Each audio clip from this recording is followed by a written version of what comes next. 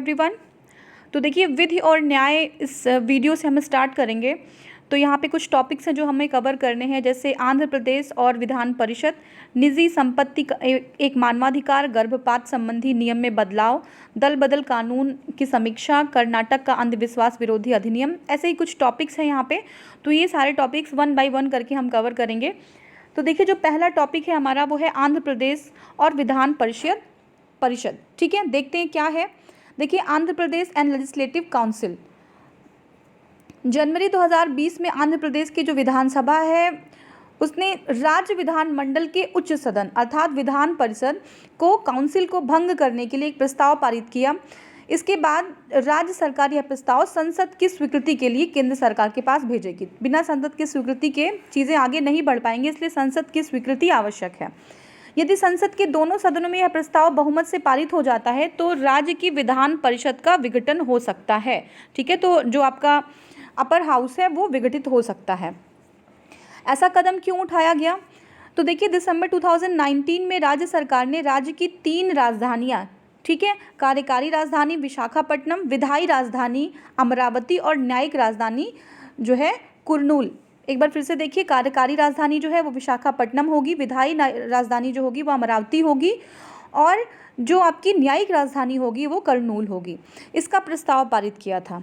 इस हेतु राज्य सरकार ने 2 विधेयक, आंध्र प्रदेश विकेंद्रीकरण एवं सभी क्षेत्रों का समावेश विकास विधेयक 2020, ठीक है, 2 विधेयक जो है, और आंध्र प्रदेश राजधानी विकास प्राधिकरण अधिनियम विधेयक, ये दोनों विधेयक विधानसभा से पारित कर विधान परिषद में भेजे।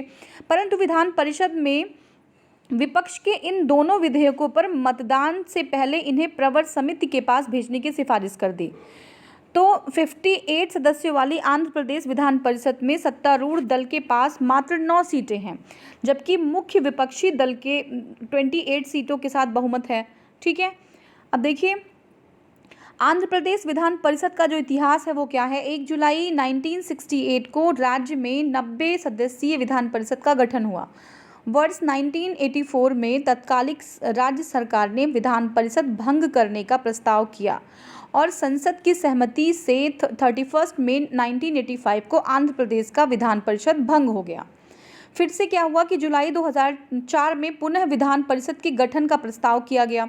ठीक है, और 10 जनवरी 2007 को संसद की सहमति के पश्चात 30 मार्च 2007 को राज्य में पुनः विधान परिषद का गठन हो गया। ठीक है, अब देखते हैं क्या है कि राज्य के पुनर्गठन के बाद आंध्र प्रदेश विधान परिषद की सीटें 90 से घट के 58 रह गईं। संविधान में राज्य विधानसभा से परिषद कुछ प्रावधान है वो देखते हैं क्या है। संविधान के 6ठे भाग में अनुच्छेद 168 से 212 यानी कि 167 से लेकर 221 तक राज्य विधान मंडल दोनों सदन, ठीक है ना, आपके उच्च और निम्न दोनों सदन के गठन, कार्यकाल, नियुक्ति, चुनाव, विशेषाधिकार, शक्तियों की व्याख्या की गई है। तो अब ये देख लीजिएगा कि अनुच्छेद 168 से 200 मतलब 168 से लेकर 212 तक जो है सारे जो दोनों सदन हैं उनके कार्यकाल के बारे में, नियुक्ति के बारे में, विशेषाधिकार और उनकी शक्तियों की व्याख्या की गई है। इसके अनुसार विधान परिषद उच्च सदन के रूप में राज्य विधान मंडल का स्थायी अंग होता है। तो विधान परिषद क्या होता है? उच्च सदन के रूप में राज्य विधान मंडल का स्थायी अंग होता है। अब देखिए वर्तमान में देश में 6 राज्यों आंध्र प्रदेश, बिहार, कर्नाटक, महाराष्ट्र, तेलंगाना और उत्तर प्रदेश में विधान परिषद हैं। तो बहुत ही इंपॉर्टेंट है, एग्जाम में ये पूछा जा सकता है कि वर्तमान में जो है हमारे जो 6 राज्य हैं आंध्र प्रदेश, बिहार, कर्नाटक, महाराष्ट्र, तेलंगाना, उत्तर प्रदेश में विधान परिषद है। केंद्र शासित प्रदेश बनने से पहले जम्मू कश्मीर में भी विधान परिषद थी। संविधान के अनुच्छेद 169, 169 किसी राज्य में विधान परिषद के उत्सादन या सृजन का प्रावधान करता है। तो बहुत इंपॉर्टेंट है कि जो अनुच्छेद है 168 ये जो है किसी भी जो है विधान परिषद में किसी भी राज्य में विधान परिषद का गठन और या फिर उसका जो है उत्सादन का प्रावधान करता है। ठीक है, वहीं अनुच्छेद 171 विधान परिषदों की संरचना से जुड़ी है कि विधान परिषद की संरचना क्या होगी, उससे जो है जुड़ा हुआ है 171। ठीक है, संविधान के अनुच्छेद 169 के अनुसार राज्यों को विधान परिषद की गठन अथवा विघटन करने का अधिकार है। ठीक है, जो राज्य हैं, इसीलिए राज्य ने जो है केंद्र को ये भेजा कि विधान परिषद का अब संसद में डिस्कस होगा, उसके बाद वह उसका जो भी अगर वो पारित हो जाता है वहाँ पे तो वो विघटित हो जाएगा। तो राज्यों को विधान परिषद की गठन और विघटन दोनों का अधिकार है, परंतु इसके लिए विधेयक का विधानसभा में विशेष बहुमत, ठीक है, उसके लिए बहुमत चाहिए 2/3 से पारित होना जो है बहुत ही ज़्यादा अनिवार्य होता है। ज्ञातव्य है कि विधानसभा के सुझावों पर विधान परिषद के निर्माण व समाप्ति के संदर्भ में अंतिम निर्णय लेने का अधिकार संसद के पास होगा। ऐसा नहीं है कि वो बहुमत से पारित हो गया है अगर विधानसभा में, तो जो है वो आप उसको इसका जो है विघटन कर सकते हैं या गठन कर सकते हैं विधान परिषद का। उसके बाद आपको अंतिम जो निर्णय होगा वो आपको संसद से होके आपके पास आएगा। ठीक है ना। विधान परिषद के सदस्यों का कार्यकाल 6 वर्ष का होता है। ठीक है, अब देखिए विधान परिषद की संरचना, कॉम्पोजिशन ऑफ लेजिस्लेटिव काउंसिल। क्या कॉम्पोजिशन है? संविधान के अनुच्छेद 171 के अनुसार विधान परिषद के कुल सदस्यों की संख्या राज्य विधानसभा के सदस्यों की कुल संख्या के 1/3 1/3 से अधिक नहीं होगी। ठीक है, क्या है ध्यान से देखिए, मैंने बताया था कि 171 जो है वो विधान परिषद की उसका कैसा जो है मेंबर्स क्यों होंगे, उनकी क्या सारी चीज़ें जो है 171 में दी गई हैं। ठीक है ना, उसकी संरचना से जुड़ी जितनी भी चीज़ें हैं वो 171 में हैं। तो देखिए विधान परिषद के कुल सदस्यों की संख्या राज्य विधानसभा के सदस्यों की संख्या की 1/3 से अधिक नहीं होगी।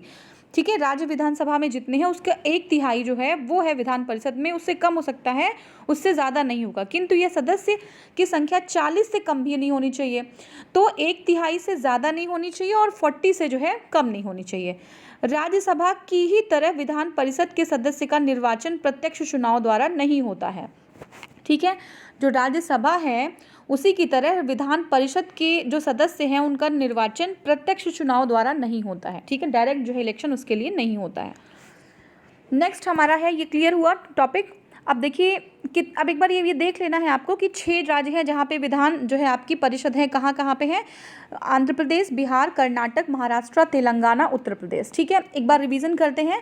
168 to 212 उसमें जो है दोनों ही विधानमंडल में जो दोनों उच्च जो है और जो नीचे के सदन है दोनों के बारे में उनकी कार्यकाल, गठन, नियुक्ति, चुनाव, विशेषाधिकार, शक्तियाँ, सारी चीज़ें वर्णित हैं। और देखिए 167 जो है उसमें जो है ये बताया गया है कि जो आपका विधान परिषद है उसका गठन या उत्साधन किया जा सकता है और वो राज्य सरकार जो है उसके पास, राज्य सरकार के पास ऐसी पावर होती है। 171 में क्या है? विधान परिषदों की संरचना का पूरा वर्णन है और ये बताया गया है कि जो विधान परिषद में जो मेंबर्स की नंबर होंगे, संख्या होगी, वो 1/3 से ज़्यादा नहीं होगी और 40 से कम नहीं होगी। और विधान परिषद को अगर उनका जो है गठन करना है या जो है निस्तारण करना है तो क्या करना पड़ेगा? 2/3 बहुमत से जो है पारित होना चाहिए विधानसभा में, उसके बाद इसको जो है संसद तक भेजना होगा। वहाँ पे अगर बहुमत से पारित हो जाता है तो जो है आगे जो भी प्रोसीजर है वो हो पाएगा। ठीक है, कार्यकाल 6 वर्ष का होगा। तो ये इसमें इतना ही था सब कुछ। अब देखिए निजी संपत्ति एक मानवाधिकार। ठीक है, क्या है? सर्वोच्च न्यायालय द्वारा दिए गए एक निर्णय में नागरिकों की निजी संपत्ति का अधिकार जो को मानवाधिकार घोषित कर दिया है। ठीक है, कहाँ से? 2020 में सर्वोच्च न्यायालय द्वारा दिए गए एक निर्णय में नागरिकों की जो निजी संपत्ति है, जो उनकी अपनी पर्सनल प्रॉपर्टीज़ हैं, उसको जो है मानवाधिकार घोषित कर दिया है। तो देखिए क्या है कि सर्वोच्च न्यायालय ने यह निर्णय संपत्ति के अधिकार के 44वें संविधान संशोधन से पूर्व की स्थिति को आधार मानते हुए दिया है। ठीक है, तो जो 44वें संविधान संशोधन है उसकी जो पूर्व की स्थिति है उसको बेस बना के सुप्रीम कोर्ट ने ये जो है निर्णय दिया है। ठीक है, नेक्स्ट है कि जो देखिए मेन जो पॉइंट है इसमें क्या है कि 1967 में हिमाचल प्रदेश सरकार द्वारा सड़क निर्माण के लिए अधिग्रहण क्रियाओं का पालन किए बिना एक विधवा महिला की 4 एकड़ जमीन अधिग्रहित कर ली गई। ठीक है, तो जो कोई भी अगर अधिग्रहण करना है जो है किसी भी ज़मीन का, किसी की प्रॉपर्टी का, चाहे वो सड़क निर्माण या किसी पब्लिक जो है वेलफेयर के लिए ही क्यों ना हो, तो करना क्या पड़ेगा कि उसकी कुछ अधिग्रहण की प्रक्रियाएं होती हैं, उसको पालन करते हुए जो है आप अधिग्रहण कर सकते हैं। लेकिन उन जो है प्रक्रियाओं का बिना पालन किए हुए हिमाचल प्रदेश में एक विधवा महिला की 4 एकड़ की ज़मीन जो है अधिग्रहित कर ली गई थी। ठीक है, तो एक जो ग्रामीण पृष्ठभूमि से आने वाली अशिक्षित महिला होने के कारण अपील जो करता है अपने अधिकारों तथा विधिक प्रक्रियाओं से अनभिज्ञ थी। उनको नॉलेज नहीं था कि आगे क्या प्रोसीजर है, क्या करना चाहिए। इसलिए राज्य सरकार अनिवार्य रूप से अधिग्रहित भूमि के मुआवजे के लिए कोई विधिक कार्यवाही नहीं की। जो जब अधिग्रहित किया जाता है प्रॉपर्टी तो उसके लिए मुआवजा होता है, ठीक है, और उसके लिए भी रूल्स हैं कि कितना और कब कैसे दिया जाएगा, ठीक है। उसके क्या जो है, जैसे कोई किसी की जो है ज़मीन को अधिग्रहण किया जा रहा है तो मुआवजा किस रेट से दिया जाएगा, ये सारी चीज़ें होती हैं। लेकिन अगर वो ग्रामीण परिवेश से होने के कारण उनको नॉलेज नहीं थी और जो राज्य सरकार होती है उसने भी कोई मुआवजे के लिए कोई विधिक कार्यवाही नहीं की। अब देखिए सर्वोच्च न्यायालय का निर्णय क्या है। इस संदर्भ में सर्वोच्च न्यायालय ने कहा कि विधि द्वारा संचालित किसी लोकतांत्रिक व्यवस्था में राज्य विधि की अनुमति के बिना, ठीक है ना, बिना किसी नागरिक को उसकी संपत्ति से वंचित नहीं किया जा सकता, ठीक है। किसी नागरिक को उसकी संपत्ति से वंचित नहीं किया जा सकता। राज्य द्वारा किसी नागरिक की निजी भूमि पर अधिग्रहण करके उस भूमि पर अपना दावा करना राज्य को अतिक्रमणकारी बनाता है, ठीक है ना। राज्य क्या कर रहा है, वो अतिक्रमणकारी बन रहा है, लोगों को वो क्या कर रहा है, किसी की निजी भूमि को अपना जो है दावा करके अगर उसको वो ले लेता है तो ये जो है स्थिति है एक अतिक्रमणकारी स्थिति बनाता है। राज्य किसी भी नागरिक की संपत्ति पर एडवर्स पोजेशन के नाम पर अपने स्वामित्व का दावा नहीं कर सकता। क्या है, राज्य जो है किसी भी संपत्ति पे, किसी की भी संपत्ति पे एडवर्स पोजेशन के नाम पर कि जो है एडवर्स पोजेशन है, इसमें अपना जो है राज्य अपना जो स्वामित्व है उसका दावा नहीं कर सकता। सर्वोच्च न्यायालय ने यह भी कहा कि राज्य को अपने स्वयं के नागरिकों की संपत्ति के अधिग्रहण के लिए एडवर्स पोजेशन के सिद्धांत को लागू करने की अनुमति नहीं दी जा सकती, ठीक है ना। चाहे वो अपने ही राज्य के लोगों का जो है भूमि अधिग्रहण करना हो तो उस पर एडवर्स पोजेशन की जो है अनुमति नहीं दी जा सकती है, उसका सिद्धांत लागू नहीं कर पाएगा। अभी हम देखते हैं एडवर्स पोजीशन क्या होता है। तो देखिए यह एक विधिक शब्द है जिसका शाब्दिक अर्थ होता है प्रतिकूल कब्जा, ठीक है। प्रतिकूल कब्जा विदित हो कि जब किसी जमीन या मकान पर उसके वैध या वास्तविक मालिक के बजाय किसी अन्य व्यक्ति का 12 वर्ष तक लगातार अधिकार रहता है और अगर वास्तविक या वैध मालिक ने अपनी अचल संपत्ति को दूसरे के कब्जे से वापस लेने के लिए 12 वर्ष के भीतर कोई भी कदम नहीं उठाया है तो उसका जो मालिकाना हक होता है वो समाप्त हो जाता है। उस अचल संपत्ति पर जिसे 12 वर्ष तक कब्जा कर रखा गया है उस व्यक्ति को कानूनी तौर पर मालिकाना हक दे दिया जाता है। इसको कहते हैं एडवर्स पोजेशन है, लेकिन वो उसका वो एक्चुअल जो प्रॉपर्टी है वो उसकी नहीं है, इसलिए इसको एडवर्स बोलते हैं। वो किसी और की प्रॉपर्टी है लेकिन उन्होंने 12 साल तक कोई ऐसा अपना मालिकाना हक नहीं दिखाया है, ठीक है। लेकिन ये अनुमति जो है राज्य सरकार को नहीं है कि अपने नागरिकों के लिए जो ये सिद्धांत है वो लागू करे, ठीक है। तो सर्वोच्च न्यायालय ने हिमाचल प्रदेश सरकार को अपीलकर्ता के 1 करोड़ रुपए का मुआवजा प्रदान करने का आदेश दिया है और सर्वोच्च न्यायालय ने कहा है कि राज्य सरकार ने जब अपीलकर्ता की ज़मीन का अधिग्रहण किया था उस समय संविधान के अनुच्छेद 31 के अंतर्गत निजी संपत्ति का अधिकार एक मौलिक अधिकार था, ठीक है। तो ये मौलिक अधिकार था, फिर भी जो है उसने अधिग्रहण किया था, उस समय की बात है ये, ठीक है। अब देखिए संपत्ति का अधिकार क्या है, राइट टू प्रॉपर्टी क्या है, देख लीजिए एक बार। तो देखिए संपत्ति के अधिकार को वर्ष 1978, ध्यान रखिएगा, वर्ष 1978 में 44वें संविधान संशोधन द्वारा मौलिक अधिकार के विधिक अधिकार में परिवर्तित कर दिया। तो पहले ये मौलिक अधिकार था और अब ये विधिक अधिकार है, ठीक है। अब ये मौलिक अधिकार नहीं है। 44वें संविधान संशोधन से पहले ये जो है अनुच्छेद 31 के अंतर्गत एक मौलिक अधिकार था, ठीक है ना। किंतु संशोधन के बाद इस अधिकार को अनुच्छेद 300A के अंतर्गत एक विधिक अधिकार के रूप में स्थापित किया गया है, ठीक है, ये है। और नेक्स्ट जो हमारे पास टॉपिक है वो है गर्भवती संबंधी नियमों में गर्भपात संबंधी नियमों में बदलाव, ठीक है। तो देखिए 29 जनवरी 2020 को केंद्रीय मंत्रिमंडल सेंट्रल यूनियन जो कैबिनेट हमारी ने चिकित्सा गर्भपात संशोधन विधेयक पारित किया, medical termination of pregnancy amendment bill 2020, बहुत इंपॉर्टेंट है, ध्यान रखिएगा। तो क्या है, जिसमें गर्भपात की सीमा को 20 हफ्ता से 24 हफ्ता कर दिया, 20 जो वीक से बढ़ा के 24 वीक्स करने का प्रावधान किया गया है। और इसका उद्देश्य क्या है कि गर्भपात अधिनियम medical termination of pregnancy act 2017 को संशोधित किया जाएगा, ठीक है ना। तो जो है उसमें पहले लिखा था कि 20 हफ्ते तक में गर्भपात किया, लेकिन अब उसको बढ़ा के 24 हफ्ता कर दिया गया है। तो ये जो है क्या है, आपका एक संशोधन है। इसमें देखते हैं क्या है। देखिए, इस विधेयक के माध्यम से गर्भपात की समय सीमा 20 हफ्ते से 24 हफ्ते कर दी जाएगी। सरकार का कहना है कि यह जो वृद्धि है वो प्रजनन में महिलाओं के अधिकारों को बढ़ाने के उद्देश्य से की गई है। तो ये जो वृद्धि है समय सीमा की, उसमें वृद्धि जो है महिलाओं के अधिकारों को बढ़ाने के लिए ये जो है उसके उद्देश्य से किया गया है। इस विधेयक के तहत 20 सप्ताह के गर्भपात के लिए 1 डॉक्टर की अनुमति तथा 24 सप्ताह के गर्भपात के लिए 2 डॉक्टर की। अगर 20 सप्ताह में टर्मिनेशन कराना है तो एक डॉक्टर की जो है उनकी उनकी अनुमति लेनी होगी। और अगर 24 सप्ताह के लिए करानी है तो 2 डॉक्टर से इनकी अनुमति लेनी होगी, जिसमें एक डॉक्टर सरकारी होना अनिवार्य है। तो एक डॉक्टर प्राइवेट हो सकता है और दूसरा सरकारी होना अनिवार्य है, ठीक है। नेक्स्ट है, इस विधेयक का उद्देश्य महिलाओं के जो है उपचारात्मक, मानवीय तथा सामाजिक आधार पर सुरक्षित तथा वैध गर्भपात सेवाओं का विस्तार करना है, ठीक है। तो ये कुछ जो है आपकी राइट्स हैं जो विमेंस को दी जा रही हैं। और इस विधेयक में से दुष्कर्म पीड़ित, सगे संबंधियों के साथ यौन संपर्क की पीड़िता तथा अन्य महिलाएं, दिव्यांग महिलाएं, नाबालिग लाभान्वित होंगी, ठीक है। तो देखते हैं क्या है ये।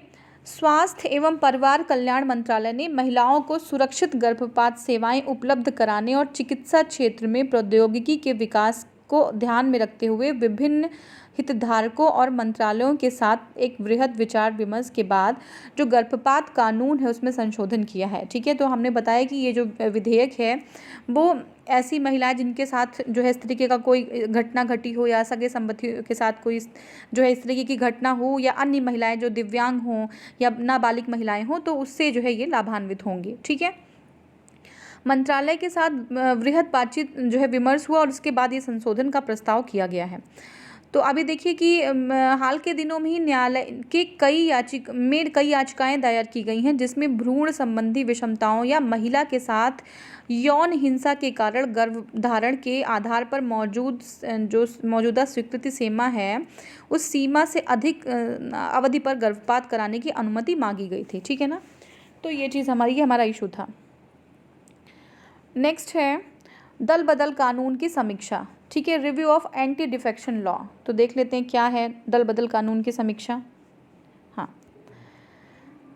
देखिए 21 जनवरी 2020 को हमारा जो सुप्रीम कोर्ट है, सर्वोच्च न्यायालय है, ने संघीय सदन से दल बदल कानून की समीक्षा एवं संसद सदस्यों, विधानसभा सदस्यों की अयोग्यता के निर्णय हेतु एक स्वतंत्र न्यायाधिकरण इंडिपेंडेंट ट्रिब्यूनल की सिफारिश की है। क्या है कि देखिए न्यायालय ने संघीय संसद से, ठीक है ना, संसद से एक दल बदल कानून की समीक्षा एवं विधानसभा सदस्यों की अयोग्यता के निर्धारण हेतु एक स्वतंत्र इंडिपेंडेंट ट्रिब्यूनल की सिफारिश की है, ठीक है ना। सुप्रीम कोर्ट ने कहा है कि इस मामले के लिए एक इंडिपेंडेंट ट्रिब्यूनल का होना आवश्यक है। सर्वोच्च न्यायालय का क्या तर्क है? तर्क ये है कि चूंकि संसद या विधानसभा अध्यक्ष किसी न किसी राजनीतिक दल से संबंधित होते हैं, ठीक है ना, जो सांसद होते हैं या संसद में जो विधानसभा अध्यक्ष होते हैं वो किसी न किसी दल से संबंधित होते हैं, इसलिए कई बार संसद विधानसभा सदस्यों की अयोग्यता के संदर्भ में पूर्वाग्रह का शिकार भी हो जाते हैं, ठीक है ना। तो इसलिए जो आपके वो होते हैं वो पूर्वाग्रह का शिकार हो सकते हैं क्योंकि वो किसी न किसी दल से एफिलिएटेड होते हैं। सर्वोच्च न्यायालय के अनुसार संसदीय न्यायाधिकरण के लिए सरकार को संविधान संशोधन के बारे में सोचना चाहिए, ठीक है ना। तो इसलिए जो है संसदीय न्यायाधिकरण के लिए जो है सरकार को ये संविधान में एक संशोधन करना चाहिए और न्यायाधिकरण की अध्यक्षता उच्चतम या उच्च न्यायालय के किसी अवकाश प्राप्त मुख्य न्यायाधीश के द्वारा की जा सकती है। तो इसमें जो न्यायाधिकरण की अध्यक्षता होगी वो कोई भी जो है रिटायर्ड आपके उच्चतम या उच्च मतलब सुप्रीम या हाई कोर्ट के कोई अवकाश प्राप्त या रिटायर्ड जो है मुख्य न्यायाधीश चीफ जस्टिस हो सकते हैं, ठीक है।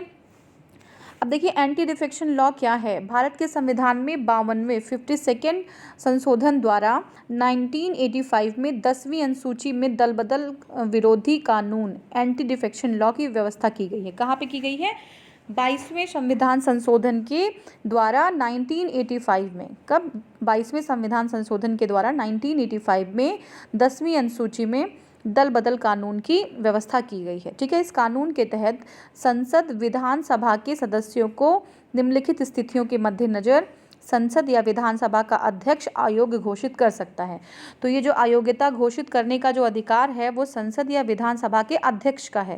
लेकिन बात वही की जा रही है कि जो अध्यक्ष हैं वो किसी न किसी दल से जो है संबंधित होते हैं, तो उनको जो है हो सकता है कि पूर्वाग्रह की स्थिति में आ सकते हैं। तो इसलिए एक फेयर ट्रायल करने के लिए जो है एक ट्रिब्यूनल की मांग जो है सुप्रीम कोर्ट कर रही है। ठीक है, यदि किसी राजनीतिक दल का सदस्य स्वेच्छा से राजनीतिक दल की सदस्यता छोड़ता है, ठीक है, अब क्यों अयोग्य घोषित करेगी कि अगर कोई राजनीतिक दल का सदस्य है अपनी इच्छा के अनुसार अगर राजनीतिक दल की सदस्यता छोड़ देता है तो अयोग्य हो जाएगा। दूसरा क्या है? किसी राजनीतिक दल के व्हिप द्वारा दिशा निर्देश के विरुद्ध मतदान देता है या मतदान की में अनुपस्थित रहता है। तो अगर व्हिप जो होती है, व्हिप अगर कहती है कि इस दिशा में जो है मतदान करना है या फिर जो है मतदान की समय में वो अनुपस्थित रहते हैं तो भी जो है उनको अयोग्य घोषित कर दिया जाएगा। किसी निर्दलीय सदस्य द्वारा किसी विशेष राजनीतिक दल का सदस्यता ग्रहण करना, कोई निर्दलीय जो है सदस्य है और उसके बाद वो कुछ टाइम बाद अपनी एक नई राजनीतिक कोई नई जो है राजनीतिक दल दूसरा वो ग्रहण कर लेता है सदस्यता, तो उसे भी अयोग्य जो है घोषित कर दिया जा सकता है। ठीक है, हाँ। अब देखिए नेक्स्ट है कर्नाटक का अंधविश्वास विरोधी अधिनियम। देखते हैं क्या है। तो देखिए कर्नाटक से एंटी सुपरस्टिशन एक्ट, ठीक है, एंटी सुपरस्टिशन एक्ट क्या है देखिए क्या है कि कर्नाटक सरकार ने 4 जनवरी 2020 को औपचारिक रूप से अमानवीय प्रथाओं, ऐसी प्रथाएं जो मानवीय रूप से सही नहीं है, अमानवीय हैं, जैसे काला जादू की रोकथाम और उन्मूलन अधिनियम 2017, ठीक है, Karnataka prevention and eradication of inhuman evil practices and the black magic act 2017 इस एक्ट का पूरा नाम है। ठीक है, को नोटिफाई किया है और इस अंधविश्वास विरोधी अधिनियम को वर्ष 2017 में पारित किया गया था तथा इसे 6 दिसंबर 2017 को राज्यपाल की अनुमति प्राप्त थी। तो देखिए जो अधिनियम है उसके मुख्य जो है प्रावधान क्या है देख लेते हैं। इस अधिनियम को राज्य के समाज कल्याण विभाग द्वारा संचालित किया जाएगा। कौन संचालित करेगा? राज्य का समाज कल्याण विभाग। 2017 में इस अधिनियम के तहत कुल 16 प्रथाओं पर प्रतिबंध लगाया गया था। तो कितनी प्रथाएं थी? 16 प्रथाएं थी जिस पे प्रतिबंध लगाया गया था। ठीक है, नेक्स्ट देखते हैं। हाँ, तो उसमें कौन कौन सी प्रथाएं थी एक बार देख लेते हैं। जैसे लोगों को आग पर चलने के लिए मजबूर करना, लोगों को दुष्ट घोषित कर उनकी पिटाई कर देना, महिलाओं के मासिक धर्म के दौरान पूजा घरों और घरों में उनकी आवाजाही पर प्रतिबंध लगाना, बाई बीघा प्रैक्टिस जिसमें रॉड से जबड़े को एक तरफ से दूसरी तरफ छेदा जाता है। ठीक है, अब जबड़े का पियर्सिंग कर देते हैं वो लोग, इस पे जो है क्या कहते हैं इसको रोक लगाना है। और बानामती और माता तंत्र, ठीक है, बानामती और माता तंत्र के नाम पर दिन या रात में आवासीय घरों पर कंकड़ फेंकना। ठीक है, तो जो आवासीय घर होते हैं उन पर कंकड़ फेंका जाता है। ये सारी प्रथाएं जो है उनके ऊपर रोक लगा दिया गया है। अब देखिए मद्य स्नान की प्रक्रिया को इस अधिनियम के तहत स्वैच्छिक कर दिया गया है तथा बचे हुए भोजन को या इस प्रक्रिया में शामिल नहीं करने के लिए संशोधित किया गया है। तो मद्य स्नान होता है उसको जो है स्वैच्छिक कर दिया कि अगर अपनी इच्छा से कोई करना चाहता है, ये मद्य नहीं है, ये कुछ और है, तो अगर वो स्नान ऐसा कोई कुछ ऐसा करना चाहता है तो वो कर सकता है। लेकिन बचे हुए भोजन मद्य स्नान ही है। मद्य स्नान का मतलब क्या होता है एक बार देख लेते हैं। दक्षिणी परंपरा है। तो क्या है मद्य स्नान? ये दक्षिणी कन्नड़ क्षेत्र में प्रचलित एक परंपरा है जिसमें श्रद्धालु अपनी मनौतियों को पूरा करने के लिए उच्च जातियों द्वारा खाए गए भोजन के अवशेषों पर लौटते हुए स्नान करते हैं। ठीक है, तो वो मतलब उनके जो अवशेष होते हैं खाना खाने के बाद जो बचता है उस पर लौटते हुए स्नान करते हैं। तो ये जो है स्वैच्छिक कर दिया गया है, जिसका इच्छा हो वो करे। लेकिन बचे हुए भोजन को इस प्रक्रिया में शामिल नहीं करने के लिए संशोधित किया गया है। ठीक है, नेक्स्ट है, इस अधिनियम से धार्मिक स्थानों पर वास्तु, ज्योतिष, प्रदक्षिणा या पवित्र स्थानों की परिक्रमा संबंधी कार्यों को बाहर रखा गया, क्योंकि ये धार्मिक मुद्दा है, तो ये अपनी अपनी आस्था से जो है जुड़ा हुआ है, तो ये जो है लोग जो है कर सकते हैं, इसको बाहर रखा गया है। यह अधिनियम न्यूनतम 1 वर्ष से अधिकतम 7 वर्ष के कारावास, 5,000 से 50,000 रुपये तक के जुर्माने का प्रावधान भी करता है। इंपॉर्टेंट है। ठीक है, 1 से 7 वर्ष का कारावास हो सकता है। मद्य स्नान मैंने बता दिया आपको। अब नेक्स्ट है, इंटरनेट का इस्तेमाल मौलिक अधिकार का अंग। सर्वोच्च न्यायालय क्या कहती है कि access of internet is the part of fundamental rights. ठीक है, फंडामेंटल राइट का जो है राइट है ये एक्सेस टू इंटरनेट। नेक्स्ट जो है इसमें देखें, इसी में क्या, न्यायपालिका किसी भी राष्ट्र को राजनीतिक और सामाजिक रूप से संतुलित करने में महत्वपूर्ण भूमिका निभाती है। ठीक है, तो बिल्कुल सही बात है कि जो न्यायपालिका होती है, जो जुडिशियल सिस्टम होता है, वो किसी भी राष्ट्र को राजनीतिक हो चाहे सामाजिक हो, उसको संतुलित करने में एक उनका बहुत इंपॉर्टेंट जो है आपका रोल होता है। न्यायपालिका लोकतंत्र की रक्षक के रूप में नागरिक अधिकारों को संरक्षण भी प्रदान करती है। ठीक है, नागरिकों की भाई अधिकार कौन अपहेल्ड करेगा, न्यायपालिका ही करेगी। ठीक है, और देखिए, भारत में उच्चतम न्यायालय ने इसी की बानगी प्रस्तुत करते हुए एक महत्वपूर्ण फैसला लिया है 2020 में संविधान के अनुच्छेद 19। ठीक है, कौन सा अनुच्छेद, 19 के तहत, अब एग्जाम में आ सकता है कि 19 के तहत इंटरनेट के इस्तेमाल को मौलिक अधिकार का अंग करार देते हुए जम्मू कश्मीर प्रशासन को केंद्र शासित प्रदेश में प्रतिबंध लगाने के सभी आदेशों को 1 हफ्ते में समीक्षा करने का आदेश दिया है। ठीक है, ये हो गया। जो मेन पॉइंट्स हैं वो क्या हैं, अनुच्छेद 19 के तहत इंटरनेट के इस्तेमाल को मौलिक अधिकार का हिस्सा बताया गया है, और शीर्ष अदालत ने जम्मू कश्मीर प्रशासन से इंटरनेट के निलंबन के सभी आदेशों की समीक्षा करने के लिए कहा है। पीठ ने यह भी कहा है कि इंटरनेट का उपयोग करना कुछ प्रतिबंधों के साथ संविधान के अनुच्छेद 19 के तहत एक मौलिक अधिकार है। ठीक है, कुछ प्रतिबंध के साथ इंटरनेट का इस्तेमाल किया जा सकता है। प्रेस की स्वतंत्रता एक अत्यंत महत्वपूर्ण और पवित्र अधिकार होता है। ठीक है ना। सर्वोच्च न्यायालय के अनुसार इंटरनेट का अधिकार प्रत्यक्ष मौलिक अधिकार नहीं है। ठीक है, प्रत्यक्ष और मौलिक अधिकार नहीं है, परंतु अन्य मौलिक अधिकारों के माध्यम ज़रूर है। ठीक है, और जो और मौलिक अधिकार है उसका जो है मीडियम ज़रूर है ये।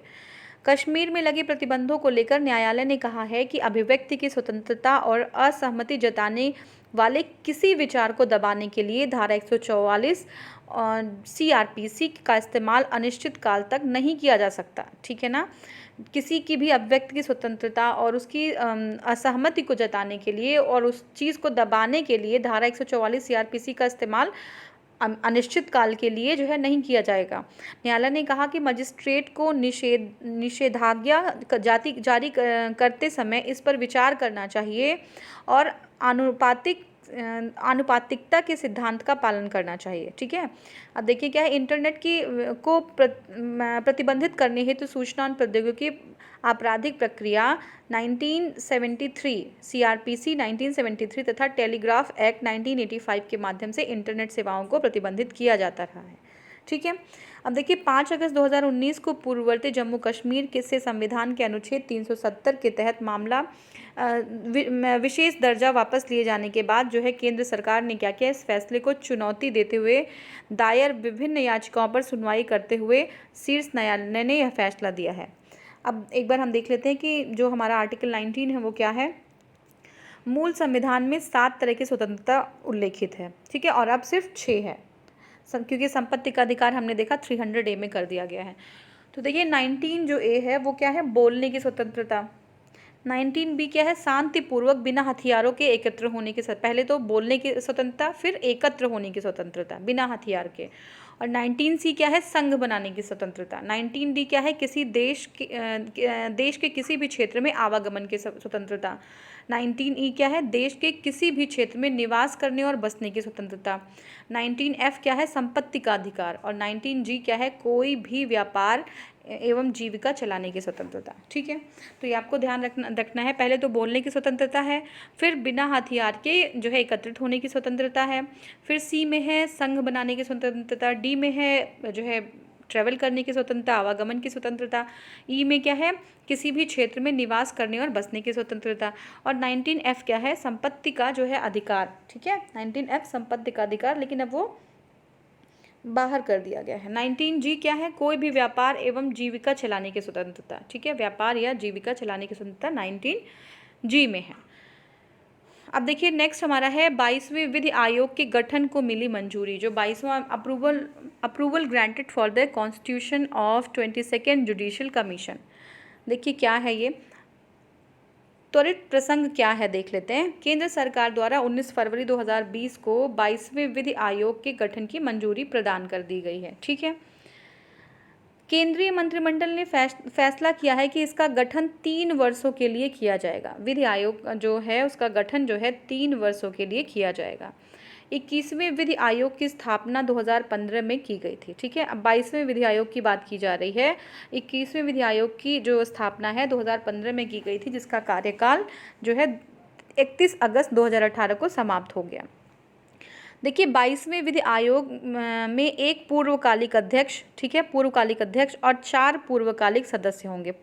सॉरी, ये पूर्णकालिक है, तो एक पूर्णकालिक अध्यक्ष और 4 पूर्णकालिक सदस्य होंगे। ठीक है, एक सदस्य सचिव सहित कानून और विधायी विभागों, हाँ, कानून और विधायी विभागों के सचिव एवं पदेन सदस्य होंगे। ठीक है, तो 1+4 होंगे, एक पूर्णकालिक जो आपके अध्यक्ष हैं और 4 जो है पूर्णकालिक कौन होंगे, हाँ, 4 जो है पूर्णकालिक सदस्य होंगे। ठीक है, कानून और विधायी विभागों के सचिव और सचिव एवं पदेन सदस्य होंगे। इनकी अधिकतम 5 अंशकालिक सदस्य भी होंगे। ठीक है, जो इसमें अधिकतम जो है 5 अंशकालिक, जो मैक्सिमम जो अंशकालिक सदस्य हो सकते हैं वो 5 हो सकते हैं। तो देखिए आधिकारिक गजट में अपने आदेश के प्रशासन की तारीख से 3 साल तक की अवधि के लिए 2022 जो 22वां विधि आयोग है उसका गठन किया जाएगा। अब देखिए 22वें जो विधि आयोग की कुछ जिम्मेदारियां होंगी, तो हम देख लेते हैं क्या क्या जिम्मेदारियां होंगी। उन कानूनों की पहचान करना होगा इनको जो अप्रासंगिक हो चुके हैं, ऐसे कानून जिनका अब यूज़ नहीं है और उसकी पहचान करना है, जिनकी अब कोई आवश्यकता नहीं है और जिन्हें अप्रासंगिक होने के कारण तुरंत निरस्त कर दिया जा सकता है। ठीक है, अप्रासंगिक होने के कारण उनको तुरंत निरस्त किया जा सकता है। ठीक है, नेक्स्ट है राज्य के नीति निर्देशक, डायरेक्टिव प्रिंसिपल जो हैं राज्य के प्रकाश में वर्तमान कानून की जांच करे और उनमें सुधार करे। कि नीति निर्देशक जो तत्व हैं कि मतलब जो सिटीजन्स हैं उनको सारी चीज़ें जो कानून है क्या उनके अकॉर्डिंग हैं या उनके लिए जो है लाभ के लिए है कि नहीं है, कहीं ऐसा तो नहीं है कि एक्सटॉर्शन है कहीं किसी तरीके का। तो जो राज्य के नीति निर्देशक सिद्धांतों के आधार पर वर्तमान कानून की क्या करना है, उसमें सुधार करने का सुझाव देना है। कानून और न्यायिक प्रशासन से संबंधित किसी भी विषय पर सरकार को अपने विचार देने हैं। ठीक है, कानून से और न्यायिक प्रशासन से संबंधित किसी भी विषय पर सरकार को अपना विचार दे देना है उनको। ठीक है, इस तरह के सभी उपाय करना है जो गरीबों की सेवा में कानून और कानूनी प्रक्रिया के लिए आवश्यक हो सकते हैं। ठीक है, केंद्रीय अधिनियमों को संशोधित करना है ताकि उन्हें सरल बनाया जा सके और विसंगतियां, अस्पष्टताओं और असमानताओं को दूर किया जा सके। आयोग केंद्र सरकार सुमोटो स्वतः संज्ञान किए गए संदर्भ पर भी कानून में शोध करेगा और उसमें सुधार करने के नए कानून बनाने के भारत के मौजूदा कानूनों की समीक्षा करेगा। ठीक है, तो ये जो आयोग है हमारा विधि आयोग, वो क्या करेगा, सरकार का कोई भी ऐसा कानून है जो सुमोटो जो है स्वतः संज्ञान में बनाया गया है उस पर भी शोध करेगा, उसका भी संज्ञान लेगा। आयोग क्या करेगा, कानूनी प्रक्रियाओं की देरी को ख़त्म करेगा और मामलों के त्वरित निपटारण, मुकदमेबाजी की लागत में कमी के लिए समग्र रूप से न्याय वितरण प्रणाली में सुधार लाने की और ध्यान करेगा और अनुसंधान करेगा। अपनी जो सिफारिशों को अंतिम रूप देने से पहले आयोग नोडल मंत्रालय, विभाग और ऐसे अन्य हितधारकों की परामर्श भी लेगा। तो देखिए क्या है कि विधि आयोग भारत सरकार द्वारा समय समय पर गठित किया जाने वाला एक गैर संवैधानिक निकाय है। ठीक है, गैर संवैधानिक निकाय है। 1955 में प्रथम विधि आयोग का गठन किया गया था। तो पहला विधि आयोग का गठन कब किया गया था, 1955 में किया गया था। अब इसका जो पुनर्गठन है वो प्रत्येक 3 वर्ष के लिए किया जाता है और सामान्यतः सुप्रीम कोर्ट के सेवानिवृत्त आपके सेवानिवृत्त जो न्यायाधीश होते हैं या उच्च न्यायालय के मुख्य न्यायाधीश, सुप्रीम कोर्ट के ध्यान रखना है विधि आयोग के जो है सदस्य कौन होंगे, सुप्रीम कोर्ट के जो रिटायर्ड न्यायाधीश होंगे, ठीक है ना, या फिर हाई कोर्ट के मुख्य चीफ जस्टिस, वो जो है उनकी अध्यक्षता में इसका गठन होता है, तो वो जो है अध्यक्ष होंगे, ठीक है। अब नेक्स्ट जो हमारा है वो है आंध्र सरकार में अनुसूचित जनजातियों को 100% कोटा देने पर सर्वोच्च न्यायालय को आपत्ति, ठीक है। तो सर्वोच्च न्यायालय को जो है आंध्र प्रदेश में 100% कोटा देने पे किसको, अनुसूचित जनजातियों को सर्वोच्च न्यायालय की आपत्ति क्या है, देखते हैं। Supreme Court objects 100% quota allotted to ST in Andhra Pradesh. Andhra Pradesh सरकार ने 1988 में अनुसूचित क्षेत्रों शेड्यूल्ड एरियाज़ में अनुसूचित जनजाति के उम्मीदवारों को शिक्षक पदों पर 100% आरक्षण देने का निर्णय लिया। तो शिक्षक के जो पद हैं उस पर 100% आरक्षण जो है उसका निर्णय लिया आंध्र प्रदेश ने, किसके लिए, अनुसूचित जनजातियों के लिए। अब देखिए 1988 में सरकार की जो अधिसूचना द्वारा आंध्र प्रदेश में अनुसूचित जनजाति को 100% आरक्षण दिया गया है, ठीक है। और इसी बात पर आपत्ति करते हुए सर्वोच्च न्यायालय द्वारा संवैधानिक पीठ का गठन किया गया। संवैधानिक पीठ क्या है, अब भारतीय जो हमारा संविधान है उसके अनुच्छेद 145(3), ठीक है, आर्टिकल 145(3) के तहत संविधान की व्याख्या के निहितार्थ में यदि विधि का कोई सारवान प्रश्न शामिल हो, विधि से रिलेटेड कोई भी सारवान प्रश्न शामिल हो तो इसका विनिश्चय करने अथवा अनुच्छेद 145 के अधीन मामलों की सुनवाई करने के लिए 143 की जो है अधीन मामलों की सुनवाई के प्रयोजन के लिए संवैधानिक पीठ का गठन किया जाएगा, जिसमें न्यूनतम 5 न्यायाधीश शामिल होंगे। मतलब क्या है, 145 के अंतर्गत कोई भी विधि का जो है कोई भी ऐसा मुद्दा जो विधि का हो, ठीक है, या फिर विधि का कोई सारवान प्रश्न उसमें शामिल हो तो उसके लिए जो है 5 मेंबर की एक न्यायिक पीठ जो है गठित की जा सकती है, ठीक है। लेकिन इसमें 5 से अधिक न्यायाधीश भी हो सकते हैं। जैसे केशवानंद भारती केस में इसमें 13 न्यायाधीश थे, ठीक है, केशवानंद भारती में 13 थे, तो 5 हो सकते हैं, 5 होते हैं, लेकिन 5 से ज़्यादा भी हो सकते हैं।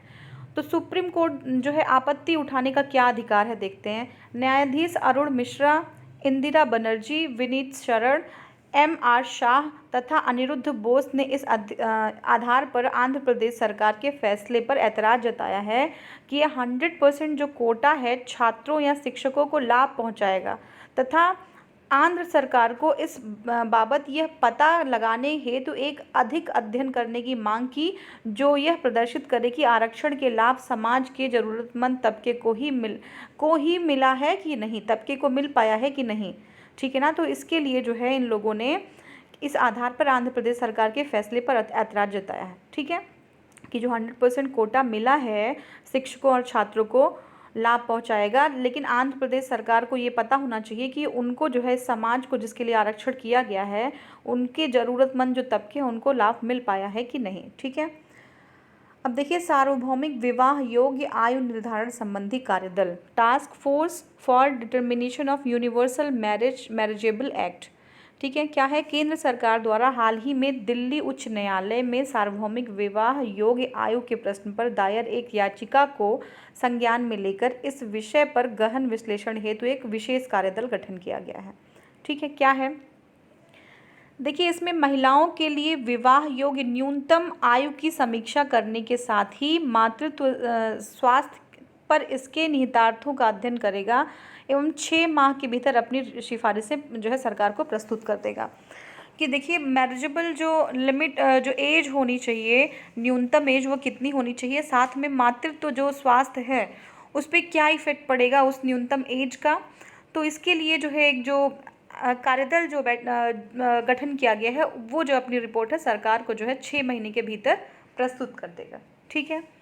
बजट भाषण के दौरान वित्त मंत्री ने सार्वभौमिक विवाह योग्य आयु के विषय पर चर्चा करते हुए कहा कि 1978 में पूर्ववर्ती शारदा अधिनियम, ठीक है ना, वित्त मंत्री ने सार्वभौमिक विवाह की आयु पर विषय पर चर्चा करते हुए हमारे वित्त मंत्री ने कहा है कि 1978 में पूर्ववर्ती जो शारदा अधिनियम है उसके द्वारा निर्धारित विवाह की आयु को 14 वर्ष से बढ़ाकर 18 वर्ष कर दिया गया है। तो शारदा अधिनियम में कितना था, 14 ईयर्स, और उसको बढ़ाकर 18 साल कर दिया गया है।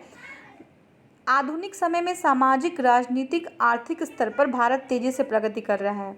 उच्च शिक्षा तथा कैरियर निर्माण के क्षेत्र में महिलाओं के लिए नए अवसर भी सृजित हो रहे हैं। ऐसी स्थिति में मातृ मृत्यु दर कम करना तथा पोषण स्तर को सुधारना बहुत ही ज़्यादा आवश्यक है। ठीक है ना, क्योंकि देखिए अब एक ही जो है तबका नहीं है जो डेवलपमेंट एक्टिविटीज़ में पार्टिसिपेट कर रहा है, जबकि सारे लोग हैं जो है इस और अगर डेवलपमेंट एक्टिविटीज़ का बात ना भी हो तो एक ह्यूमन राइट है, तो ये राइट जो है सबको मिलना चाहिए। ठीक है।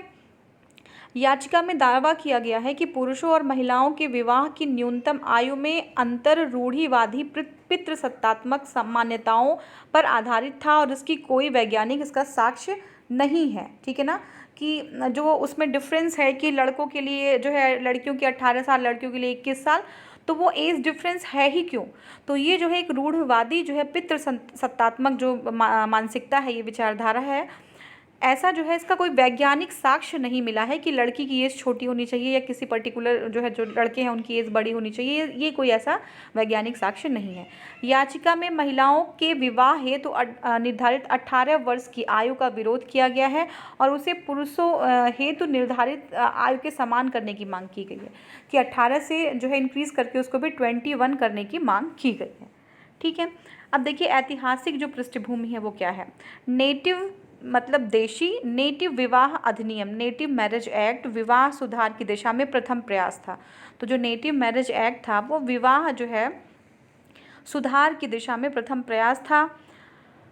बाल विवाह के तीव्र विरोध के रूप में आरंभ हुआ था। ठीक है, ये जो हमारा नेटिव मैरिज एक्ट है वो बाल विवाह के अगेंस्ट था। समाज सुधारकों को दबाव में बाल विवाह पर प्रतिबंध लगाने के लिए वर्ष 1872 में देशी विवाह अधिनियम नेटिव मैरिज एक्ट लगाया गया था। कब किया गया था, 1872 में। अब देखिए एज ऑफ कंसेंट एक्ट क्या है, सम्मित आयु अधिनियम। इस अधिनियम में यह अधिनियम जो है 1981 कब है, 1981 में एक पारसी समाज सुधारक VM मालाबरी के प्रयत्नों के परिणामस्वरूप 1891 में पारित किया गया। तो अब एक बार ये ध्यान रखिएगा कि जो नेटिव मैरिज एक्ट है वो 1872 1872 में, और जो एज ऑफ कंसेंट एक्ट है वो 1891 में। ठीक है, 1891 में VM मालाबरी के प्रयासों से पारित किया गया था। इसके अंतर्गत 12 वर्ष से कम आयु की कन्याओं के विवाह पर रोक लगा दी थी, कि 12 वर्ष से एज की कम अगर कन्याएं हैं तो उनका जो है विवाह नहीं किया जाएगा। अब देखिए आता है शारदा एक्ट। ये बहुत इंपॉर्टेंट है, हिस्ट्री के पोर्शन से क्वेश्चन पूछ सकता है, तो आप ध्यान रखिएगा एज के जो है सारी एक्ट्स कब आए थे। तो नेटिव मैरिज एक्ट है 1872 और जो है आपका एज ऑफ कंसेंट है 1891, ये इसको क्रम में लगाने के लिए भी पूछ सकता है।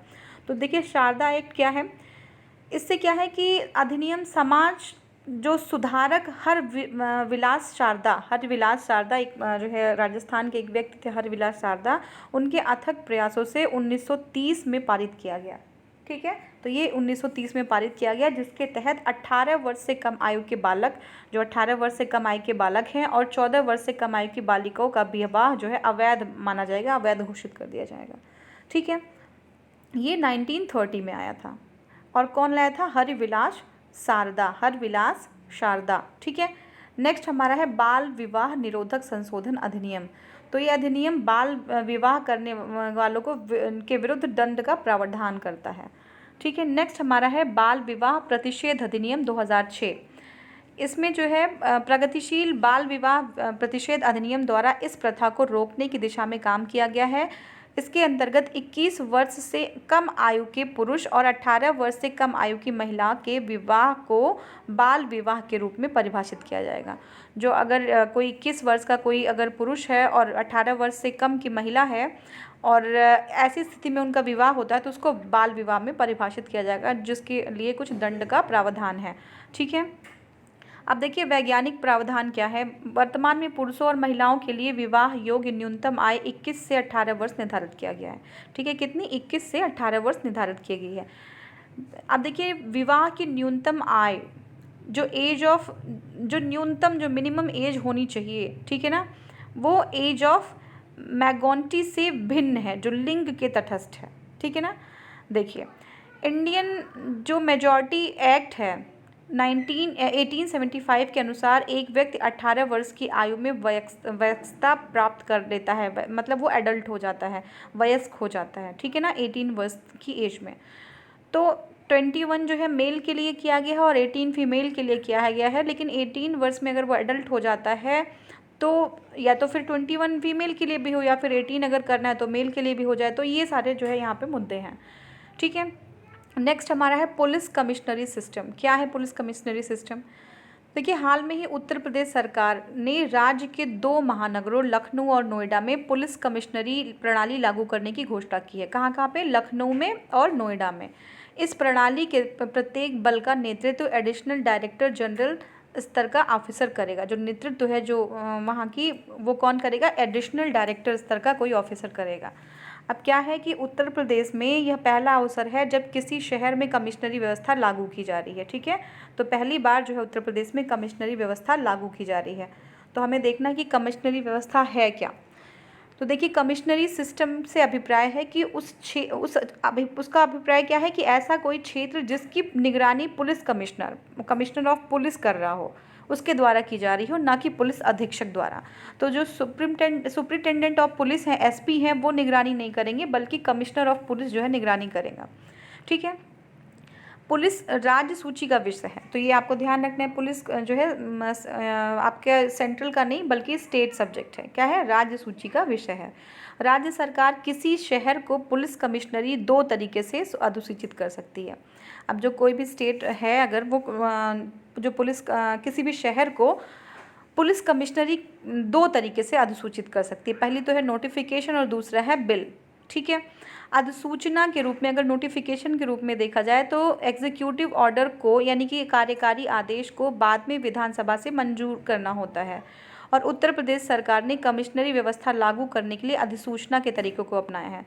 तो 2 तरीका है क्या करने का, जो आपका कमिश्नरी व्यवस्था को लागू करने का। एक तो है अधिसूचना नोटिफिकेशन के थ्रू या फिर विधेयक या बिल के थ्रू। तो देखिए, हमने जो है, जो यूपी गवर्नमेंट है वो अधिसूचना यानी कि नोटिफिकेशन के थ्रू जो है इसने जो है इसको व्यवस्था को लागू किया है, ठीक है। उसमें क्या करना पड़ेगा? अधिसूचना में एग्जीक्यूटिव ऑर्डर को बाद में विधानसभा से मंजूर कराना होता है, ठीक है। अब देखिए, जनसंख्या घनत्व के अधिक होने, कानून व्यवस्था की स्थिति और आपराधिक तरीकों के जटिल होने पर राज्य सरकार कमिश्नरी व्यवस्था लागू कराने का निर्णय लेती है। जनसंख्या घनत्व अधिक हो जाए, कानूनी व्यवस्था की स्थिति जो है, आपराधिक जो है घटनाएं घटित होने लगे वहाँ पे ज़्यादा, तो ऐसी स्थिति में जो है कमिश्नरी व्यवस्था लागू कराती हैं जो राज्य सरकारें होती हैं। मुंबई और दिल्ली की कमिश्नरी व्यवस्था की अध्यक्षता डीजी रैंक के ऑफिसर द्वारा की जाती है। तो मुंबई और दिल्ली में जो कमिश्नरी है उसकी अध्यक्षता डीजी रैंक के ऑफिसर द्वारा की जाती है। कई अन्य शहरों की कमिश्नरी व्यवस्था की अध्यक्षता जो है DG rank ADG rank officer भी करते हैं, ठीक है ना। तो छोटे जो शहर हैं जैसे आईजी रैंक, छोटे शहरों के लिए आईजी रैंक होता है और डीआईजी रैंक के ऑफिसर द्वारा छोटे शहरों को उनकी व्यवस्था जो है आईजी और डीआईजी देखते हैं, ठीक है। कमिश्नरी व्यवस्था में DG ranked officer police commissioner होता है और एसपी को डिप्टी पुलिस कमिश्नर और डीआईजी को एडिशनल पुलिस कमिश्नर और आईजी को ज्वाइंट पुलिस कमिश्नर के नाम से जाना जाता है, ठीक है। तो एक बार ध्यान दे लीजिए कि जो कमिश्नरी व्यवस्था होगी तो जो डीजी रैंक ऑफिसर होगा उसको कमिश्नर होगा, ठीक है। SP rank officer deputy police commissioner होगा, डेप्यूटी पुलिस कमिश्नर कहा जाएगा इनको, और डीआईजी को एडिशनल पुलिस कमिश्नर कहा जाएगा। आईजी को क्या कहा जाएगा? ज्वाइंट पुलिस कमिश्नर, ठीक है। नेक्स्ट हमारा है पुलिस व्यवस्था से यह कैसे भिन्न है, जो हमारा पुलिसिंग सिस्टम है उससे ये भिन्न कैसे है कमिश्नरीज। तो देखिए, पुलिस व्यवस्था पुलिस अधिनियम 1861 पुलिस एक्ट 1861 पर आधारित है। इस व्यवस्था में जिले की सारी जो शक्ति होती है वो जिला अधिकारी में निहित होती है। जो जिलाधिकारी होता है उसमें सारी शक्तियाँ निहित होती हैं, ठीक है। तथा पुलिस अधीक्षक जिलाधिकारी को रिपोर्ट करता है। जो पुलिस अधीक्षक होगा वो जिलाधिकारी को रिपोर्ट करेगा। धारा 144 लगाना, गिरफ्तारी को रोकने का आदेश देना, ये सारी शक्तियाँ जिलाधिकारी में निहित होती हैं, ठीक है ना। अब क्या है इसे पुलिस प्रशासन का द्वैध तंत्र कहते हैं, ठीक है, ड्यूअल सिस्टम कहते हैं पुलिस प्रशासन का। क्यों? क्योंकि देखिए यहाँ पे जिलाधिकारी है और पुलिस अधीक्षक है, तो पुलिस अधीक्षक कुछ काम करते हैं और कुछ काम जो है जिलाधिकारी करते हैं, क्योंकि जो सारी पावर होती है वो जिलाधिकारी के हाथ में होती है। यहाँ पे कमिश्नरी प्रणाली में क्या होगा एक्सक्यूज़ मी, कमिश्नरी प्रणाली में पुलिस कमिश्नर जिलाधिकारी को रिपोर्ट नहीं करते, वह सीधे सरकार को रिपोर्ट करते हैं। उनका जो है रिपोर्ट सीधे सरकार को किया जाएगा। यह समेकित कमांड ढांचा उपलब्ध कराता है। यह व्यवस्था कमिश्नर की जवाबदेही को तय करता है, साथ ही सिविल प्रशासन और पुलिस प्रशासन के आरोपों प्रत्यारोपों के खेल को कम करती है। ठीक है ना, कि पुलिस प्रशासन और सिविल प्रशासन जब कोई मैटर जो है इन्वॉल्व होता है तो एक दूसरे पे आरोप प्रत्यारोप, तो ये बड़ा लॉन्ग टर्म हो जाता है, तो इसको जो है ये ख़त्म कर देगी। अब देखिए क्या है कि देश भर में बिहार, मध्य प्रदेश, जम्मू कश्मीर में केंद्र शासित क्षेत्र तथा कुछ पूर्ववर्ती राज्यों में के राज्यों को छोड़कर लगभग सभी राज्यों में पुलिस कमिश्नरी जो है व्यवस्था लागू है। ठीक है, ये हमारा हो गया। और नेक्स्ट अब है reservation in promotion is not a fundamental right. Supreme court कहती है ये कि जो अगर हम प्रोन्नति में आरक्षण जो है मूल अधिकार नहीं है। ठीक है, तो क्या है देख लेते हैं। हाँ देखिए, सर्वोच्च न्यायालय ने अपने हाल के एक फैसले में कहा है कि राज्य सरकारें नियुक्ति तथा प्रोन्नति में आरक्षण प्रदान करने हेतु बाध्य नहीं हैं। ठीक है ना, कि अगर नियुक्ति या प्रोन्नति होती है तो राज्य सरकारें जो है बाध्य नहीं हैं कि उनको आरक्षण प्रदान करना है, तथा प्रोन्नति में आरक्षण की मांग मूल अधिकार में शामिल नहीं है। अगर जो है प्रमोशन हो रहा है और उसमें जो है मांग करना कि आरक्षण का मांग करना, वो जो है मूल अधिकार में नहीं शामिल है। आरक्षण से संबंध संवैधानिक प्रावधान क्या है देखते हैं। देखिए, संविधान के अनुच्छेद 16(4) में राज्यों को किसी पिछड़े वर्ग से संबंधित नागरिक के पक्ष में नियुक्तियों या सरकारी पदों पर आरक्षण प्रदान करने का प्रावधान किया गया है। तो आरक्षण कहाँ प्रदान किया गया है? 16(4) में, जिसे राज्य सरकार के मतानुसार निर्दिष्ट राज्य के तहत सरकारी सेवाओं में समुचित प्रतिनिधित्व नहीं दिया गया है। ठीक है, तो ऐसा कोई वर्ग जिसे जो है सरकारी सेवाओं में समुचित प्रतिनिधित्व नहीं दिया गया है, उसको रिजर्वेशन के थ्रू हम वहाँ पे जो है आगे बढ़ा सकते हैं।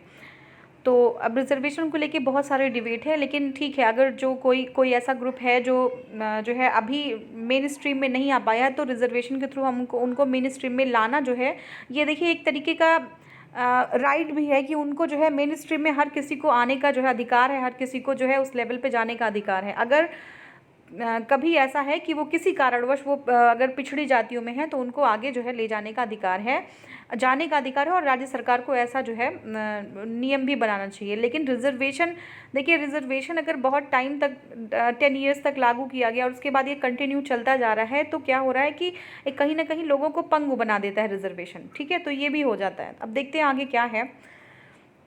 देखिए 77 में संविधान संशोधन द्वारा अनुच्छेद 16 में एक नया क्लॉज 4A जोड़ा गया। ठीक है, 77 संविधान संशोधन द्वारा 4A नया क्लॉज जोड़ा गया, जो अनुसूचित जाति एवं अनुसूचित जनजाति के कर्मचारियों को प्रोन्नति के मामले में आरक्षण देने हेतु राज्य सरकार को प्रावधान करने का शक्ति प्रदान करता है।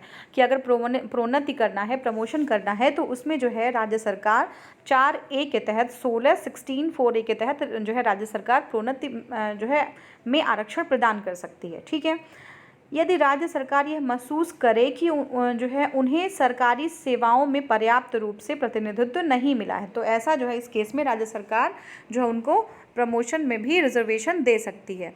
अब देखिए मेन पॉइंट क्या है देखते हैं। संविधान के अनुच्छेद 16(4) में प्रदत्त प्रावधान की प्रकृति जो है रखता है, प्रावधान की प्रकृति रखता है, जो आरक्षण उपलब्ध कराने पर विचार करने हेतु राज्य सरकार को विशेषाधिकार की शक्ति प्रदान करता है, यदि परिस्थितियां ऐसा करना न्यायोचित ठहराती हैं। अगर ऐसी सिचुएशन है कि जो है रिजर्वेशन देना ज़रूरी है, तो राज्य सरकार जो है रिजर्वेशन का प्रावधान कर सकती है। ठीक है, अब देखिए अनुच्छेद 16(4) एवं 16(4)(a) किसी व्यक्ति को प्रोन्नति के मामले में आरक्षण का मूल अधिकार नहीं प्रदान करती। वो राज्य को अधिकार दिया गया है कि अगर वो यथोचित अगर वो सही जो है समझती है तो वो जो है प्रोन्नति में भी आरक्षण दे सकती है, ठीक है। लेकिन 16(4) और 16(4)(a) जो है कोई मूल अधिकार नहीं है, फंडामेंटल राइट नहीं है, ठीक है। उपरोक्त जो अनुच्छेद है राज्यों को सिर्फ अनुसूचित जाति और अनुसूचित जनजातियों के पक्ष में नियुक्ति एवं प्रोन्नति के मामले में आरक्षण देने का शक्ति प्रदान करती है। बाकी कोई और जाति के लिए नहीं है, सिर्फ अनुसूचित जाति और अनुसूचित जनजाति के लिए ऐसा प्रावधान है।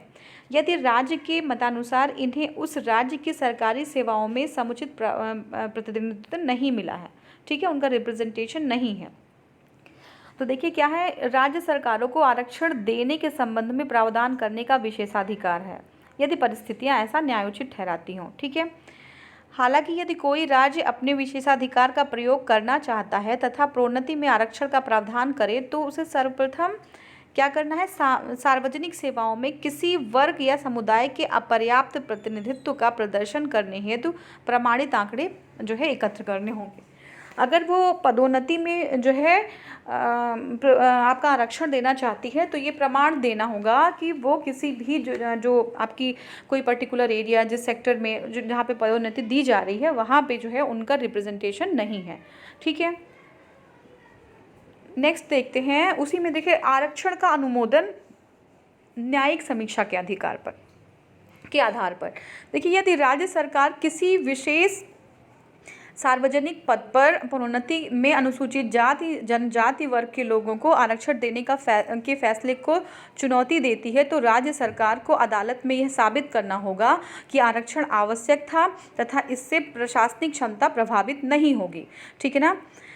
देखिए राज्य सरकार के द्वारा किसी विशेष सार्वजनिक पद पर अगर प्रोन्नति दी जा रही है और किसी जाति और अनुसूचित जनजाति को, तो राज्य सरकार को अदालत में साबित करना होगा कि ये जो आरक्षण दिया गया है ये जो है अनिवार्य था, ये आवश्यक था और इससे जो प्रशासनिक क्षमता है, एडमिनिस्ट्रेटिव जो आपका कैपेसिटी है वो जो है प्रभावित नहीं होगा, ठीक है। तो ये हमारा आरक्षण को लेके था। नेक्स्ट जो पॉइंट है हमारा वो हमारे टॉपिक है सूचना का अधिकार अधिनियम 2005 के तहत नहीं प्राप्त की जा सकते न्यायिक दस्तावेज, ठीक है, सुप्रीम कोर्ट ये कहती है। तो सुप्रीम कोर्ट का कहना है कि जो न्यायिक दस्तावेज हैं वो सूचना के अधिकार के तहत अगर कोई ये चाहे कि कोई जो है न्यायिक दस्तावेज वो हासिल कर ले तो ये जो है पॉसिबल नहीं होगा, ठीक है। क्या है देखते हैं।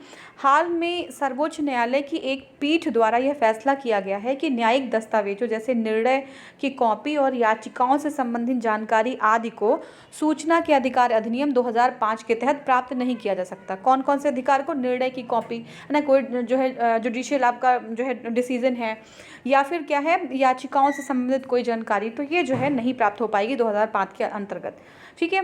देखिए मेन पॉइंट्स क्या है देख लेते हैं। तो देखिए मुख्य सूचना आयुक्त बनाम गुजरात उच्च न्यायालय व अन्य के मामले में दिए गए फैसले में सर्वोच्च न्यायालय ने कहा कि न्यायालय के दस्तावेजों की प्रमाणित जो प्रतियां हैं प्राप्त करने के लिए न्यायालय के नियमों के तहत आवेदन किया जाना चाहिए, ठीक है। अगर जो है न्यायालय के जो है संबंधित कोई प्रतियां, कोई जो है दस्तावेज उनको प्राप्त करना है तो न्यायालय के कुछ नियम हैं उसके थ्रू उनको जाना पड़ेगा और उसको प्राप्त करने के लिए वहाँ पर आवेदन करना चाहिए। सर्वोच्च न्यायालय ने अपने निर्णय में गुजरात उच्च न्यायालय के नियम 115 की वैधता को कायम रखा है, जिसके अनुसार निर्धारित फीस के साथ आवेदन दाखिल करने पर आवेदनकर्ता को दस्तावेज, निर्णय आदि की प्रतियां प्राप्त करने का अधिकार है, ठीक है। अगर न्यायालय की कोई दस्तावेज, उसकी कोई प्रतियां प्राप्त करनी है तो गुजरात में एक नियम है 151 का, उसके तहत कुछ जो है आपको शुल्क देना होगा और उस शुल्क के बाद आपको जो है आवेदन करने पे आपको जो वो न्यायिक दस्तावेज है वो आप प्राप्त कर सकते हैं, उसका अधिकार है आपको, ठीक है। तो सुप्रीम कोर्ट ने भी इसको सपोर्ट किया है। अपने निर्णय में सर्वोच्च न्यायालय ने सूचना का अधिकार अधिनियम 2005 के तहत भारत के मुख्य न्यायाधीश हैं उस फैसले को आधार नहीं बनाया है जो नवंबर 2019 में दिया गया था। इसके बजाय दिल्ली उच्च न्यायालय में वर्ष 2017 के उस फैसले का संदर्भ किया है जिसमें अदालत ने एक याचिकाकर्ता को इस बात की जानकारी देने से मना कर दिया था कि उसकी याचिका खारिज क्यों की गई, ठीक है। देखिए, ये जुडिशियल जो सिस्टम, इस पर डिबेट बहुत हो सकता है और बहुत ज़्यादा डिबेट भी हुआ है कि अगर जुडिशियल सिस्टम में कोई चीज़ ऐसी हो रही है कि मान लीजिए कोई याचिका है, उसको खारिज क्यों कर दिया गया। तो ये जो है क्या है अंदर की बात, वो जो है जानने का अधिकार एक सिटीज़न को है या नहीं है। तो सुप्रीम कोर्ट ने जो है कोर्ट हमारा वो जो है दिल्ली जो अदालत का फैसला था कि उन्होंने मना कर दिया याचिका क्यों खारिज की गई, उसके जो है साथ है और उसको जो है उसके बारे में वो उसी बेस पे ये बातें आगे हैं। ठीक है, नेक्स्ट हमारा देखो सर्वोच्च न्यायालय का अग्रिम जमानत पर निर्णय। तो क्या है सर्वोच्च न्यायालय का अग्रिम जमानत पर निर्णय, देखते हैं। देखिए, Supreme Court judgement on the anticipatory bail. हाल में ही सुप्रीम कोर्ट की एक संवैधानिक पीठ ने एक निर्णय दिया कि जिसके अनुसार अग्रिम या पूर्व गिरफ्तार जमानत की सुरक्षा किसी भी समय सीमा तक सीमित नहीं हो सकती। क्या है, अग्रिम या पूर्व गिरफ्तार जमानत की सुरक्षा किसी भी समय सीमा तक नहीं हो सकती, क्योंकि स्वतंत्र और लोकतांत्रिक देश में व्यक्तिगत स्वतंत्रता जैसे मूल अधिकार से वंचित करना उचित नहीं है। ठीक है, अग्रिम जमानत क्यों? अग्रिम जमानत मामले में झूठे मामलों को रोकने के लिए किया गया है। अग्रिम जमानत मनमाने और झूठे, ठीक है, अग्रिम जमानत मतलब क्या, कोई भी अगर मनमाना और झूठा जो मामला है उसको रोकने के लिए एक ऐसा प्रावधान किया गया है जिसका संबंध व्यक्तिगत स्वतंत्रता, जो हमारा अनुच्छेद है 21 से है। ठीक है, अग्रिम जमानत का प्रयोग भारतीय संविधान अनुच्छेद 22(2) के तात्पर्य में किया जाता है। ठीक है, देखते हैं अग्रिम जमानत होता क्या है। तो देखिए, भारतीय आपराधिक कानून के तहत आपराधिक प्रक्रिया संहिता धारा 438 के अंतर्गत अग्रिम जमानत का प्रावधान है। ठीक है, विधि आयोग ने अपनी 41वीं रिपोर्ट में इस प्रावधान को आपराधिक प्रक्रिया संहिता में सम्मिलित करने की अनुशंसा की थी। यह प्रावधान किसी व्यक्ति को गैर जमानती अपराध के लिए आरोप में गिरफ्तारी के पूर्व जमानत लेने की अनुमति देता है। ठीक है, अगर गैर जमानती अपराध है उनका, तो क्या है, गिरफ्तारी के पहले ही जमानत लेने की अनुमति देता है। इसी को कहते हैं अग्रिम जमानत। लेकिन केस जो है आपके पास जो पॉइंट है वो क्या होना चाहिए, वो है गैर जमानती अपराध। ठीक है, गैर जमानती अपराध करने के आरोप में गिरफ्तारी के पहले जमानत ले सकते हैं। ठीक है, अब देखिए अग्रिम जमानत रद्द करने का प्रावधान। आपराधिक जो प्रक्रिया है संहिता की धारा 493 अग्रिम जमानत को रद्द करने से संबंधित है। पुलिस अग्रिम जमानत को रद्द करने के लिए न्यायालय जा सकता है या न्यायालय स्वतः अग्रिम जमानत रद्द कर सकता है। ठीक है, हाँ, तो ये जो है हमारा था। नेक्स्ट है उत्तर प्रदेश। उत्तर प्रदेश एवं अग्रिम जमानत। देखिए, उत्तर प्रदेश में क्या है अग्रिम जमानत। उत्तर प्रदेश के वर्ष 2019 में अग्रिम जमानत व्यवस्था फिर से लागू कर दी गई है। मतलब क्या है कि देश में आपातकाल के दौरान इंदिरा गांधी ने ये व्यवस्था समाप्त कर दी थी और इस हेतु दंड प्रक्रिया संहिता IPC 1973 में अग्रिम जमानत संबंधी धारा 438 को लागू किया गया। ठीक है, तो ये पहले जो है क्या किया गया था, इसको इंदिरा गांधी के समय जब आपातकालीन का समय था तो अग्रिम जमानत का जो व्यवस्था था वो समाप्त कर दिया गया था। बाद में जो है IPC 1973 के में अग्रिम जमानत संबंधित जो है धारा 438 है उसको फिर से लागू कर दिया गया। ठीक है, तो यहाँ तक हम कवर कर रहे हैं और नेक्स्ट वाले में सैरोगेसी जो विनिमय विधेयक है 2020 सैरोगेसी रेगुलेशन बिल 2020 को डिस्कस करेंगे। Thank you so much for watching. Thank you.